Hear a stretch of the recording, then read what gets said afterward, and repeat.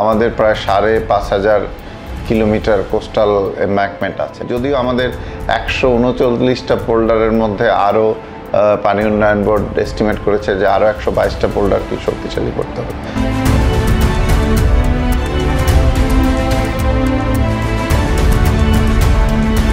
আমরা মনে করি যে একটা পদ্ধতি যেটা কোস্টাল এরিয়া ব্যবহার করা সারা পৃথিবীতেই কোস্টাল ডিফেন্স। আমরাও আমাদের প্রায় ৫,৫০০ কিলোমিটার কোস্টাল এম্ব্যাঙ্কমেন্ট আছে, আর্দেন এম্ব্যাঙ্কমেন্ট, কিন্তু এটাকে আরও শক্তিশালী করা যায় ম্যাটেরিয়াল, স্লোপ, টেকনিক।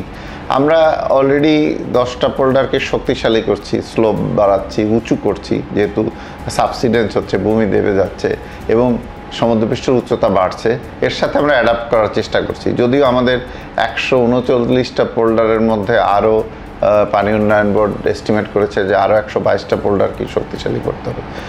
আরেকটা হচ্ছে যে সাইক্লোন শেল্টারগুলি করে আমরা কিন্তু ঝড় বৃষ্টি বন্যা থেকে আমাদের রক্ষা করতে পারি, বা ফ্লাড শেল্টারিং পদ্ধতি এখনও আমাদের দেশে দরকার হয়, কারণ সাধারণ মানুষের সক্ষমতা নাই এত উঁচু বাড়িঘর বানানো, যেটা অনেক দেশে হয়তো ইকোনমিক্যালি যারা খুব ভালো আছে তারা কিন্তু নিজের বাড়ি কিন্তু ক্লাইমেট প্রুফ করতে পারে।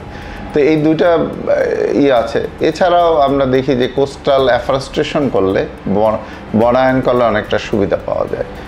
আর শহরের দিকে যদি আমরা চিন্তা করি, আমরা ফ্লাড লিভিং উইথ ফ্লাড, অর্থাৎ আমরা যেমন স্পঞ্জ সিটি কনসেপ্ট আছে, মাটির নিচে পানি চলে যাওয়ার জন্য ব্যবস্থা করা, জলাশয় রাখা, লনগুলি রাখা, ওপেন স্পেস বেশি রাখলে কিন্তু আরবান ড্রেনেজের প্রবলেম কমে যাবে। তো আমরা যেভাবে প্ল্যান করছি, এই প্ল্যানটার সাথে কিন্তু নেচারকে এবং ওপেন স্পেসকে, গ্রিন এরিয়াকে সম্পৃক্ত করতে হবে, অর্থাৎ সিটির গ্রিন এবং ব্লু এরিয়া বাড়াতে হবে। হ্যাঁ, আর নদীর পাশেও আমরা বাদ দিচ্ছি, কারণ আমরা যখন বর্ষার সময় দেখি যে 1,00,000 metre cube per second flow Brahmaputra থেকে আসে, এর থেকে বেশিও আসে। তো এটা অনেক শহরকে, যেমন সিরাজগঞ্জ, অন্যান্য শহরকে কিন্তু আমরা ব্যাংক প্রোটেকশন, রিবেটমেন্ট স্ট্রাকচার দিয়ে রক্ষা করছি।